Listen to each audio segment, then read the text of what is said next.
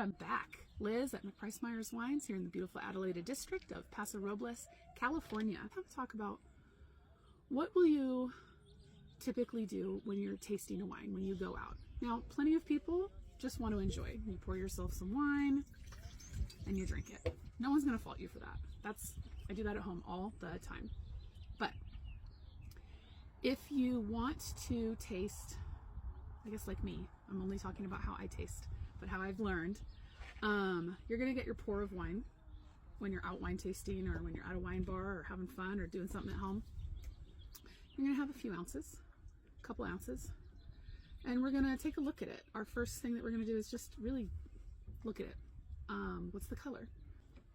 What do we see in here? So this is a nice pale, kind of a lemony color, right? Okay, there we go. We've looked at it.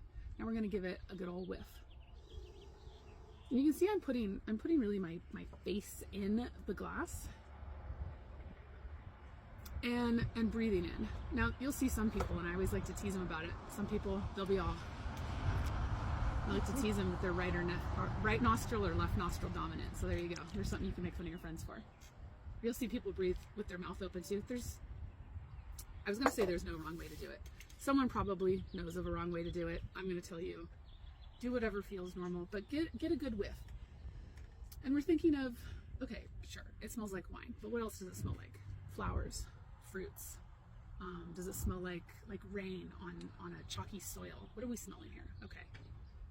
So now that we've smelled it, we can give it a taste. So you're going to want to put some of the wine into your mouth, then move it about your mouth. Not like you're using Listerine necessarily, but swish it around so that it gets all up in your mouth. You can spit it out into a spit bucket or into a cup if you're not looking to actually imbibe alcohol, or you can swallow it. And now we're going to think about, what am I tasting? Again, floral notes, fruit notes, meaty notes, savory notes, smoky notes, what we call tertiary notes, like the leather and tobacco. And are you tasting an older bottle of wine? Are you tasting more dried fruits?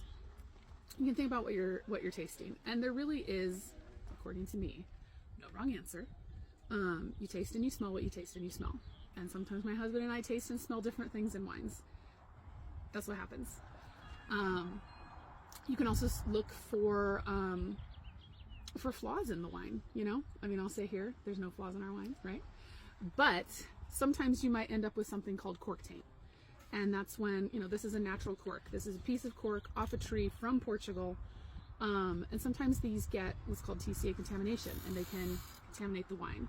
It's no fault on the winemaker. People see it the world over.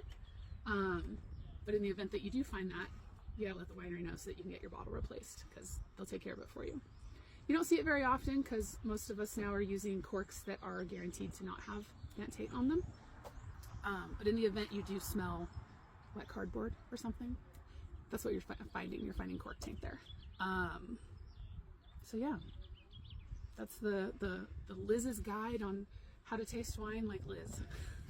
Enjoy, everybody. Cheers.